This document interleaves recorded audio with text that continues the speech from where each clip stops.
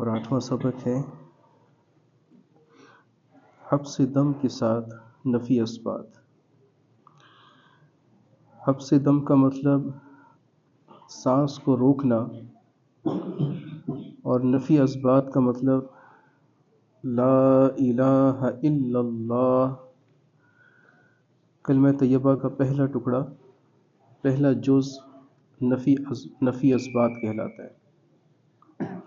نفی کا مطلب لا الہ، نہیں ہے کوئی معبود، نہیں ہے کوئی بھی الہ باطلہ، تمام الہ باطلہ کی نفی اور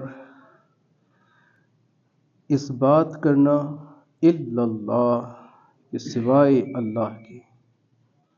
تو ہمارا کلمہ طیبہ لا الہ الا اللہ محمد الرسول اللہ صلی اللہ علیہ وسلم کا پہلا ٹکڑا، پہلا جز لا الہ الا اللہ کہلاتا ہے، اور یہ نفی اثبات ہے۔ شروع میں نفی تمام الہ باطلہ کی، اور دوسرے نمبر پر اثبات اللہ جل جلالہ کا۔ تو اللہ تبارک و تعالیٰ کا اس بات کرنا، یہ پہلی ہی ہم 7 گزشتہ اسباق لطائف میں کر چکے ہیں۔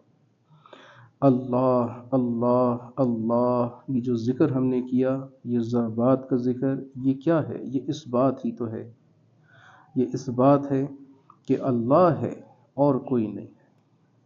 اللہ، بس اسی کا ہم نے ذکر کیا، گویا کہ اللہ کی ذات کا اس بات کیا، اور اپنے دل و دماغ پر اس کو ہم نے چھاپ لیا ہے۔ اتنا ذکر کیا، اتنا کثرت سے کیا کہ ہمارے دل و دماغ کے اندر اللہ کا ذکر چھا گیا ہے، سما گیا ہے، اور اس کی برکت سے غفلت دور ہو جاتی ہے۔ غفلت کا مطلب کہ وہ وقت، وہ لمحات جو ہمیں اللہ سے کاٹ رہے ہوں، اللہ سے دور لے جا رہے ہوں، تو وہ لمحات غفلت کے ہیں۔ تو ان لمحات کی اصلاح ہو گئی اور ہم غفلت سے بچ گئے۔ تو یہ کب ہے؟ کہ جب اس بات چھا گیا ہو، کس کا؟ اللہ کا۔ تو اللہ تبارک و تعالیٰ کا اس بات پہلے ہی ہم 7 لطائف میں کر چکے ہیں، پھر یہاں دوبارہ نفی اثبات کرنا، اس کا کیا مطلب؟ مطلب یہ ہے کہ ہم نے جب اس بات کیا اللہ کے ذکر کا 7 لطائف کے اندر، تو اس کے ضمن کے اندر نفی ہو گئی۔ یعنی ہم نے اللہ کا ذکر اس بات کا کیا کہ اللہ ہے، لیکن اس کے ضمن کے اندر ہمیں بغیر کہے خود بخود سمجھ میں آ گیا کہ جب اللہ ہے تو کوئی اور نہیں ہے۔ یہ اس بات کے اندر نفی چھپی ہوئی ہے، لیکن ابھی بھی کسی قدر نفی کی ضرورت ہے، ابھی بھی نفی کی ضرورت ہے۔ تو اس کے لیے کیا ہے کہ تمام الہ باطلہ بشمول خود انسان اپنی بھی نفی کرے۔ نہیں ہے کوئی معبود، نہیں ہے کوئی مقصود، نہیں ہے کوئی مطلوب، نہیں ہے کوئی مشہود سوائے اللہ کے۔ تو اللہ تبارک و تعالیٰ کا اس بات پہلے ہی ہو گیا، لیکن ابھی اس کے اندر نفی مزید ہونا باقی تھی، تو اس کے لیے پھر مزید نفی اثبات کیا۔ لا الہ الا اللہ، نہیں ہے کوئی معبود سوائے اللہ کے، نہیں ہے کوئی میرا مقصود سوائے اللہ کے، نہیں ہے کوئی میرا مطلوب سوائے اللہ کے، نہیں ہے میرا کوئی مشہود سوائے اللہ کے۔ تو اس کو نفی اثبات کہا جاتا ہے۔ اس کو سانس روک کے، یعنی حبس دم کے ساتھ کیا جاتا ہے، اور یہ حبس دم کے ساتھ کرنا اس لیے ہے کہ اس میں کچھ مجاہدہ کر کے نفی کرنی پڑتی ہے۔ دیکھیں، کمرہ صاف کرنا ہو نا تو جھاڑو لگانی پڑتی ہے، اور جھاڑو کوئی روئی کے گالوں سے نہیں لگائی جاتی، روئی کے پھپولوں سے نہیں لگائی جاتی، اس کو مانجا جاتا ہے، رگڑا جاتا ہے، رگڑے اس کو مارے جاتے ہیں زمین کو جھاڑو کے تنکوں سے، تو تب جا کر فرش صاف ہوتا ہے، تب جا کر کمرہ نکھر آتا ہے۔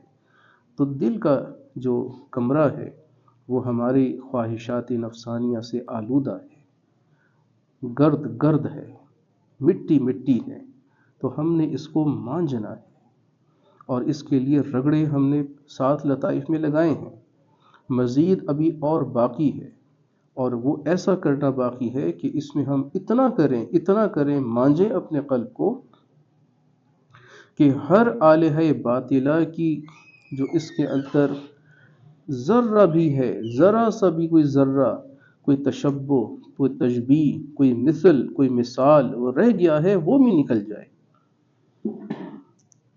تو رگڑے لاکھ کھاتا ہے جب بن پاتا ہے دل، جب دل کو لاکھ رگڑے لگانے پڑتے ہیں تب جا کر دل بنتا ہے، نہیں تو پھر یہ سل نما پتھر ہے، دل سل نما پتھر ہے، اس کو ہم نے رگڑے لگانے۔ تو یہ آج 8واں سبق نفی اثبات کا حبس دم کے ساتھ ترتیب اس کی یہ ہے کہ ہم نے صرف اس جز کو لا الہ الا اللہ کو ہم نے طاقت کے ساتھ سانس روک کے خیال کے اندر لینا ہوتا ہے، اور اس کا طریقہ یہ ہے کہ جن حضرات کو یہ سبق کی اجازت ملی ہے وہ یہ کریں گے، اور جن کو یہ سبق کی اجازت فی الوقت نہیں ملی وہ ابھی ہمارے ساتھ کر لیں، اور اس کے بعد پھر اپنے آخری جو ان کا لاسٹ سبق تھا اسی پر اس کو کنٹینیو رکھیں، مزید آگے بڑھنے کی ضرورت نہیں ہے، اللہ کا فیض پہلے سبق پر بھی مل جاتا ہے۔ مقصود اللہ ہے، مقصود کیا ہے؟ اللہ ہے، مقصود اسباق کی زیادتی نہیں ہے، مقصود صرف یہ ہے کہ ہمیں اللہ مل جائے، میں اللہ کا دوست بن جاؤں، مقصد صرف ہمارا یہی ہے۔ تو جن کو یہ سبق کی اجازت نہیں بھی ملی وہ بھی آج ہمارے ساتھ کر لیجئے، طریقہ اس کا نوٹ کیجئے، آنکھیں بند کرنی ہے، گردن جھکانی ہے، اور سانس کو روکنا ہے، تھوڑا سا ہمت کر کے سانس روکنا ہے، اور روک کے خیال کے اندر لا الہ الا اللہ، لا الہ الا اللہ، لا الہ الا اللہ، پھر سانس چھوڑنا ہے اور زبان سے کہنا ہے محمد الرسول اللہ۔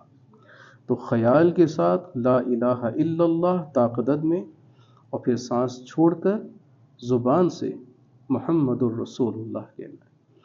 اچھا، لا الہ الا اللہ کہنے میں بھی خیال یہ رکھنا ہوگا ترتیب کا کہ لا کہتے ہوئے خیال سے ناف سے لطیف اخفا، لطیف نفس اور لطیف قالبیہ تک لا یہ توجہ جاری ہے، پھر الہ لطیف روح پہ آتی ہے، اور پھر الا اللہ یہ کہتے ہوئے سینے کے سب اسباق سے اس کو گزارا جائے گا، سینے کے اسباق لطیف روح، پھر لطیف خفی، پھر لطیف اخفا، پھر لطیف سر، اور پھر لطیف قلب ہے۔ تو یہ سینے کے 5 اسباق ایک لائن میں ہیں، تو اس طرح کر کے یہ لگا چلان اس کو لا الہ الا اللہ کو یوں کرنا ہوگا، لا الہ الا اللہ، لا الہ الا اللہ۔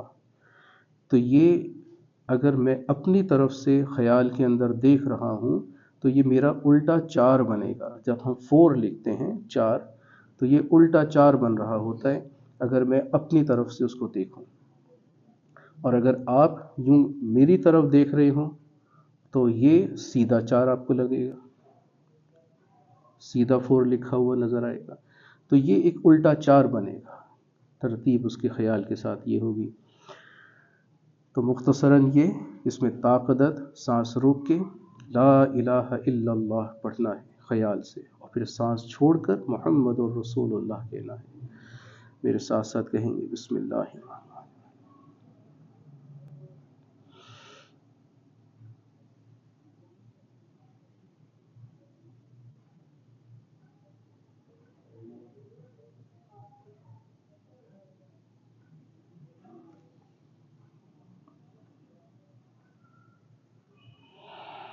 محمد الرسول اللہ۔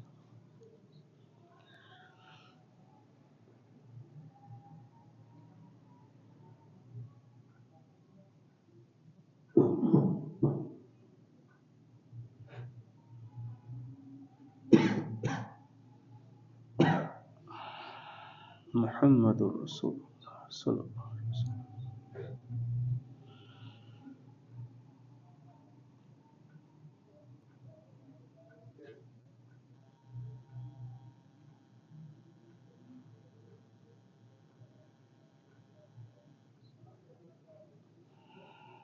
محمد الرسول.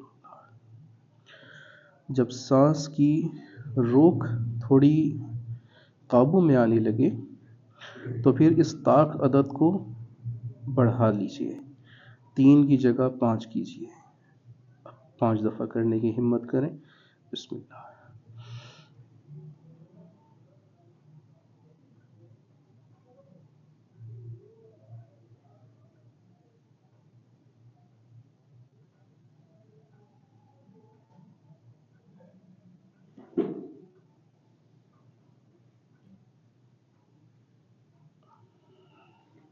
محمد الرسول.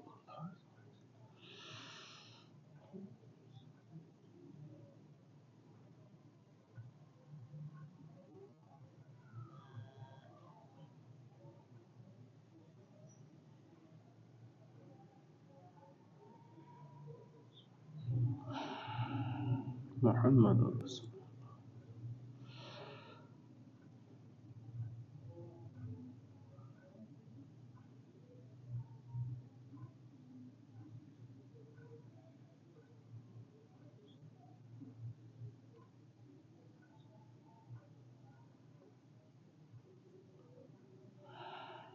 محمد الرسول.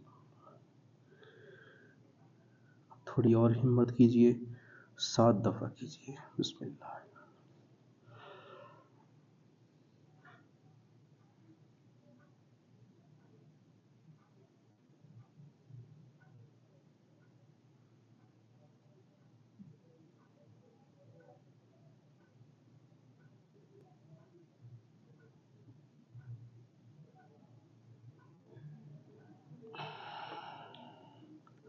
محمد الرسول اللہ.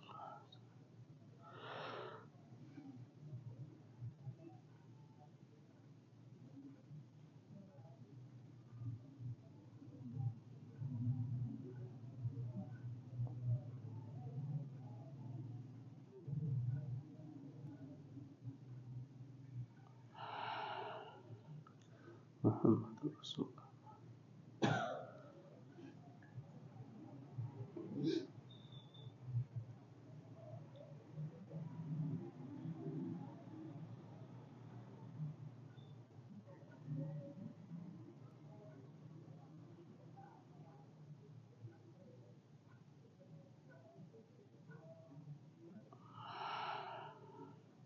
محمد الرسول.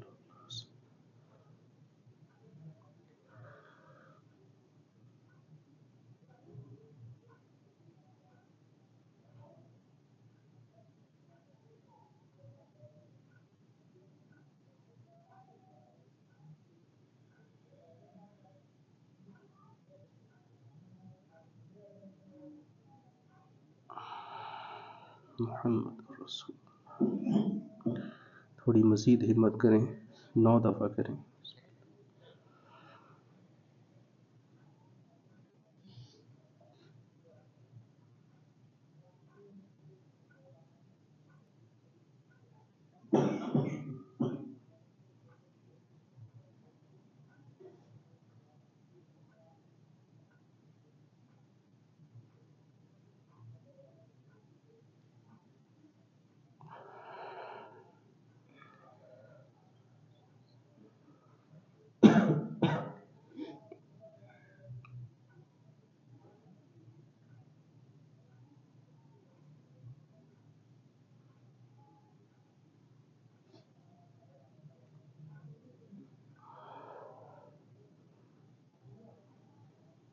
محمد الرسول.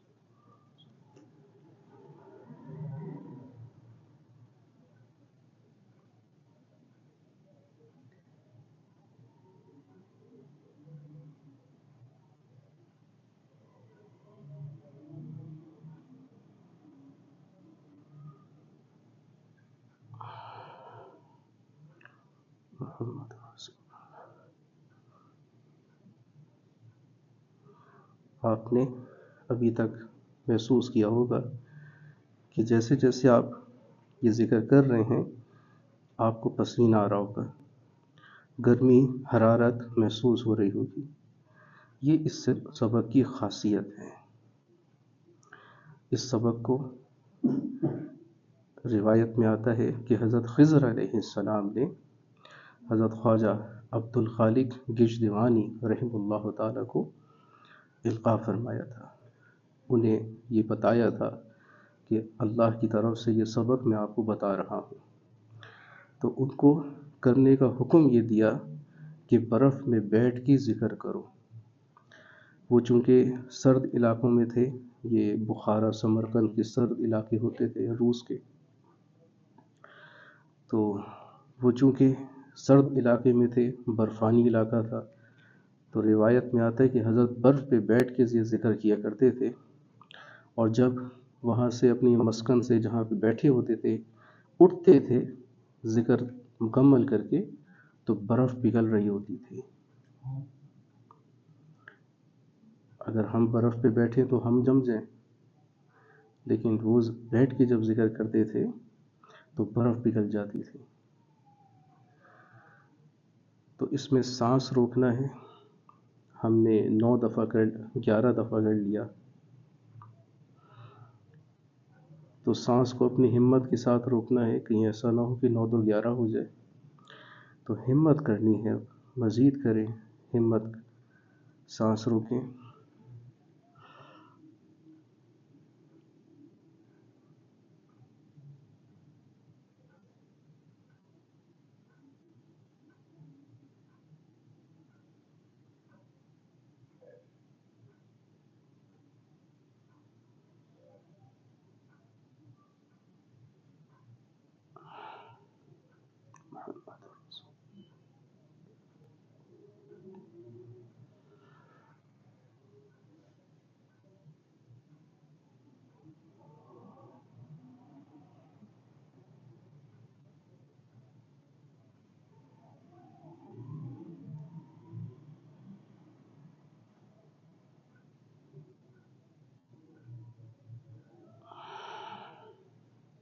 محمد رسول.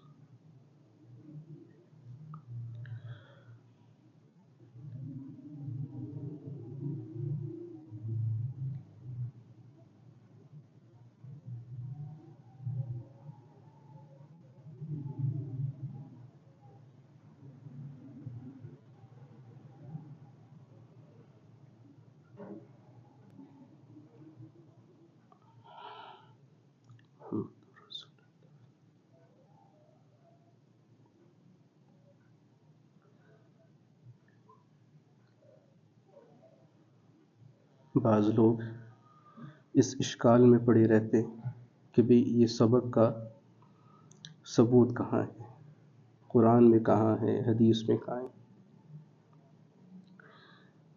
ہر چیز کا ثبوت مانگنا یہ درست نہیں ہوتا. ہر ٹرمینالوجی کا، اصطلاح کا ثبوت، دلیل مانگنا درست نہیں ہوتا.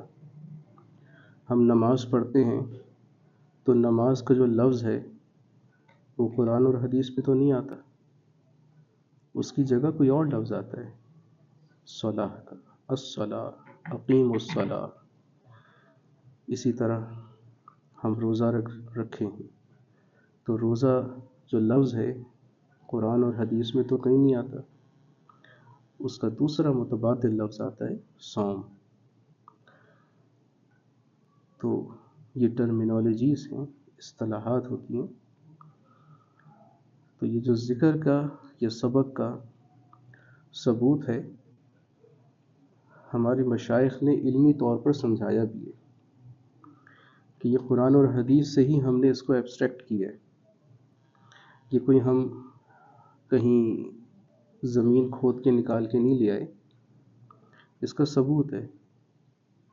الذین یذکرون اللہ قیاما وقعودا وعلی جنوبہم. اللہ فرماتا ہے کہ نیکوکار وہ ہیں کہ جو کھڑے، بیٹھے، لیٹے، تینوں حالتوں میں اللہ کا ذکر کرتے ہیں. ہمارے مشائخ نے ہمیں 7 لطائف کے سبق دیے تو کیا کہا کہ چلتے پھرتے اٹھتے بیٹھتے ذکر کرو. ثبوت موجود ہے قرآن میں.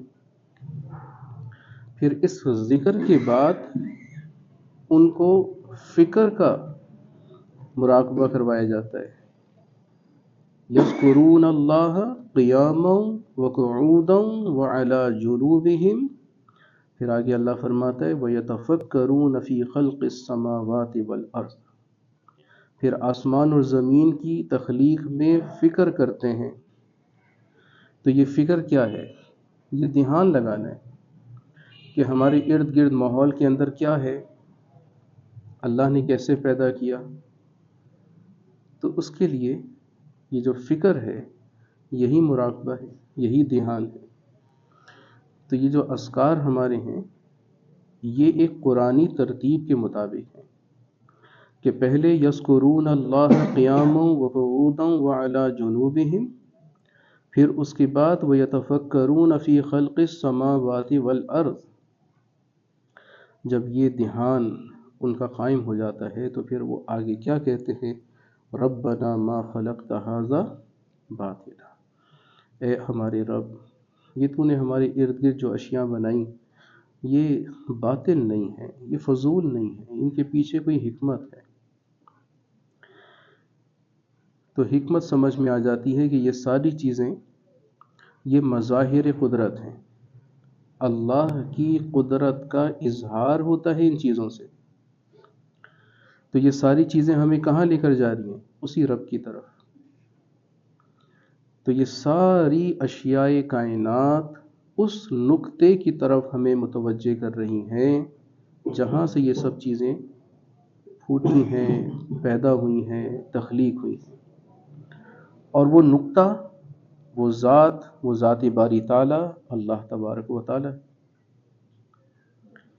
تو کائنات کی طرف متوجہ بھی تو ہو، لیکن ساتھ ان سے اللہ کی طرف توجہ کو لوٹاؤ.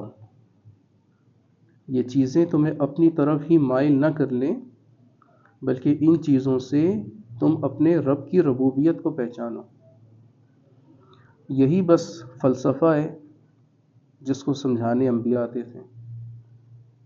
غفلت آ گئی، شرک پھیلنے لگا، شریعت سے جو پہلی شریعتیں تھیں ان کو چھوڑ بیٹھے.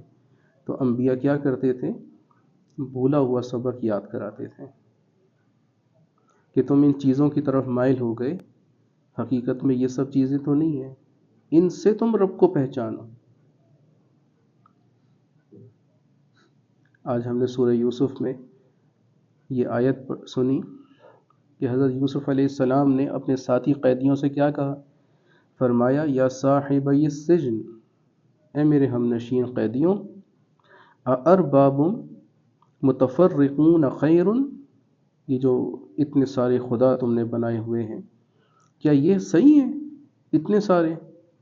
ام اللہ الواحد القہار، یا بس ایک خدا، ایک اللہ جو واحد ہونے کے ساتھ ساتھ زبردست قہار ہے، وہ بہتر ہے. تو اتنے زیادہ اگر علاقے کے چودھریوں سے، اپنے شہر کے تھانوں کے ایس ایچ او سے، جتنے بھی تھانے کے ایس ایچ اوز ہیں سب ساروں سے دوستیاں لگاؤ، تو کیا یہ بہتر ہے؟ یا یہ بہتر ہے کہ پنجاب کے ایک آئی جی کا ہی ہاتھ تھام لو؟ کیا بہتر ہے؟ ایک آئی جی آپ کا ہو گیا تو سارے تھانے آپ کے ہو گئے. اب اللہ کو سمجھیے، اللہ کی مثال تو ان سے وراء الورا ہے، بہت بلند و بالا ہے. تو اگر ہم اللہ کو پالیں تو پھر کسی اور کی طرف رخ کرنے کی ضرورت نہیں رہے گی. بس یہی فلسفہ ہے کہ ان اشیاء کی طرف مائل نہ ہو، بلکہ ان سے اپنے رب کی ربوبیت کو پہچانا. تو نفی اثبات اسی لیے کیا گیا کہ تاکہ ہم تمام ان اشیاء سے دل کو ہٹائیں اور اللہ سے جوڑ لیں. تو لا الہ الا اللہ محمد الرسول اللہ، اس کلمہ طیبہ کے اس ٹکڑے کا یہی فلسفہ ہے۔ اللہ ہمیں اس ذکر کی برکت سے یہ چیز سمجھا دے۔ مشائخ نے اس پر بڑی محنت کری ہے، بڑی محنت کری، تب جا کے ان کے دل چمکے ہیں۔ جیسے عرض کیا گیا کہ دل لاکھ رگڑے کھاتا ہے تب بن پاتا ہے دل۔ تو دل پر ذکر کی جھاڑو لگانی ہے اور خوب لگانی ہے، اور یہ وقت ایسا ہے رمضان کا کہ جس میں اس محنت پر اللہ بہت بڑا اجر عطا فرمائیں گے۔ بلکہ یہ رمضان اور قرآن کی خاص نسبت ہے۔ تو حضرت مجدد صاحب رحمہ اللہ فرماتے تھے کہ یہ ذکر ہم کرتے ہیں، یہ ذکر بھی تو قرآن سے ناشی ہے نا، قرآن سے ملا ہے، قرآن سے نکلا ہے۔ لہذا اگر ہم اس ذکر کی کرنے سے پہلے تعوذ و تسمیہ پڑھ لیں، اعوذ باللہ اور بسم اللہ یہ پڑھ لیں، تو یہ ذکر بھی کرنا قرآن مجید کی تلاوت کا حکم پیدا کر لیتا ہے۔ ہم ذکر کر رہے ہوں لیکن اس ذکر سے پہلے تعوذ و تسمیہ پڑھ لیں تو یہ ذکر قرآن کی تلاوت کا حکم پیدا کر رہا ہے۔ اس لیے اس ذکر کو معمولی نہ سمجھیں، خاص ان دنوں کے اندر خوب محنت کریں۔ اللہ ہمیں اس کی توفیق نصیب فرما دے۔ بسم اللہ الرحمن الرحیم، الحمد للہ رب العالمین، والصلاة والسلام علی اشرف الانبیاء والمرسلین، سیدنا و مولانا محمد وآلہ واصحابہ اجمعین۔ اللہم یا رب بجاہ نبیک المصطفى ورسولک المرتضى طاہر قلوبنا، اللہم طاہر قلوبنا من کل وصف یباعدنا عن مشاہدتک ومحبتک، وامتنا علی السنة والجماعة والشوق الى لقائک یا ذا الجلال والاکرام۔ اللہم صلی علی بدر التمام، اللہم صلی علی نور الظلام، اللہم صلی علی مفتاح دار السلام، اللہم صلی علی الشفیع فی جمیع الانام۔ اللہم لا تدع لنا ذنبا الا غفرتا، ولا ہما الا فرجتا، ولا دینا الا قضیتا، ولا مرضا الا شفیتا، ولا حاجة من حوائج الدنیا والآخرہ الا قضیتها یا ارحم الراحمین۔ اللہم لا تفرق جمعنا هذا الا بذنب مغفور، وسائم مشکور، وتجارت لن تبور، یا عزیز یا غفور، ویا عالم ما فی الصدور۔